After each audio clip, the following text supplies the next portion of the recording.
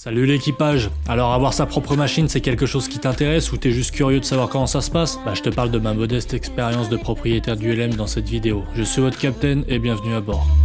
At first, when I see you cry, it makes me smile. Yeah, it makes me smile. Ça fait un an que j'ai mon ULM 3 axes, Challenger 2, aussi mondialement connu sous le nom de Kiki, et j'ai pu observer quelques avantages et inconvénients de propriétaire. Chronologiquement, comment ça se passe? Déjà, premier point, l'acquisition. Il s'agit d'abord de connaître ton besoin. Est-ce que tu veux voyager, faire du local, du vol acrobatique, du vol économique, etc. En prenant en considération ton budget, tu vas cibler le type de machine qui te correspondrait. Neuf ou d'occasion, comme une voiture, tu te poses les mêmes questions. Tu vas alors trouver une machine qui te plaît, qui correspond à ton budget, qui est réputée comme fiable. Le but étant d'en connaître un maximum concernant la machine en question avant l'achat, car comme tu t'en doutes, c'est pas anodin et à la portée de toutes les bourses selon l'appareil. Il serait embêtant que tu te retrouves avec un appareil qui a soit un défaut connu de fabrication, soit un problème un petit peu caché si c'est un ULM d'occasion. Si tu peux évidemment, entoure-toi d'une personne qui connaît pour aller voir la machine avant de l'acheter. Perso, l'ancien proprio de Kiki était sympa et il m'a pas mal expliqué. Sa femme et lui m'ont aidé à remonter l'appareil une fois livré, ce qui m'a quand même aidé parce que c'était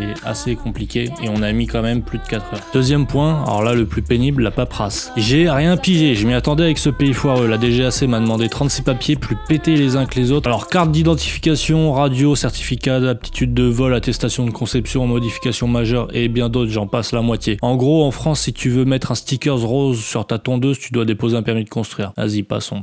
Ensuite, tu dois te former sur ta machine. L'idéal serait que tu aies déjà une bonne expérience sur plusieurs types d'appareils. Perso, tu sais que je me suis auto-lâché si t'as vu mes vidéos. J'ai toujours pas fait de décrochage ou de trucs un peu chauds, mais j'essaye de trouver un instructeur qui n'ait pas peur de voler sur une autre machine que la sienne. Point négatif. Une fois que tout est bon, ce qui peut être compliqué également, c'est la maintenance. Si comme moi, t'es un vrai pilote d'aéroclub depuis des années et que t'as l'habitude d'avoir un avion beau, nickel, en sortie de révision, bah là ça va te faire tout drôle quand tu vas te demander si t'as bien remis les 8 écrous, des haubans ou de l'empennage. En effet, il va falloir que tu sois sûr de ton matos et que t'en prennes toute la responsabilité sur les épaules. Le plus problématique, comme tu t'en doutes, est quand tu as une vraie panne ou que tu dois laisser l'avion au sol. Alors là tu sors le scotch et les marteaux, tu fais ce qui te passe par la tête. Non, en vrai tu passes des jours à comprendre comment ça marche, à lire les forums et à bricoler. Par exemple, depuis que j'ai obtenu Kiki, j'ai dû trouver et acheter un parachute, créer le support acier, fixer tout le bazar, décrasser 36 fois les bougies, faire les niveaux, réparer le démarreur qui était complètement éclaté de l'intérieur, le tuyau de la prise pito obstrué et bricoler toutes sortes de choses pour le confort. En gros, tu dois passer pas mal de temps à comprendre ta machine et à en prendre soin. Tout ça dépend de pas mal de choses comme tu t'en doutes, les compétences du proprio, la fiabilité, la modernité de la machine et puis un petit peu la chance. Point positif. Bon, le but c'est de voler tout de même et c'est là qu'être proprio de sa machine prend tout son sens. Évidemment, on parle de voler réellement, pas juste flâner 10 heures par an avec un instructeur à bord. Si tu voles quelque chose comme 100 heures de vol par an ou même moins, bah là ça serait beaucoup plus rentable de voler sur ta machine, surtout si c'est une petite machine économique comme la mienne. Si je veux amortir mon avion sur 10 ans, avec les consommables, je fais environ l'heure à 35 €. Et ça, c'est sans emmener de passagers, sans aucun retour sur investissement,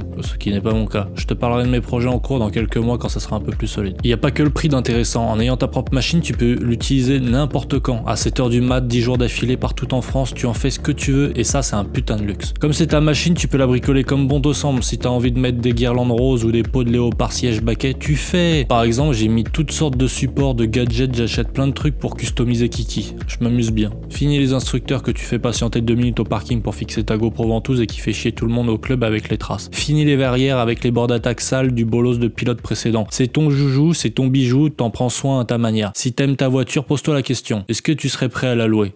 Et ta copine? Non bon j'arrête, tu vois le délire, t'as compris. Alors pour conclure, comme je te l'ai dit, j'ai juste une petite expérience en tant que proprio, mais les plus belles heures de vol sont à venir. Pour moi le dilemme il est vite réglé, j'ai passé 8 ans en aéroclub et je regrette pas du tout d'avoir acheté ma machine en août dernier, notamment avec mes projets professionnels. À toi de réfléchir sur ton besoin, ton budget, tes projets, rien de presse, t'inquiète, du moment qu'on vole on est bien. N'hésite pas à me poser tes questions sur le sujet en commentaire et je te dis à bientôt, tout là-haut.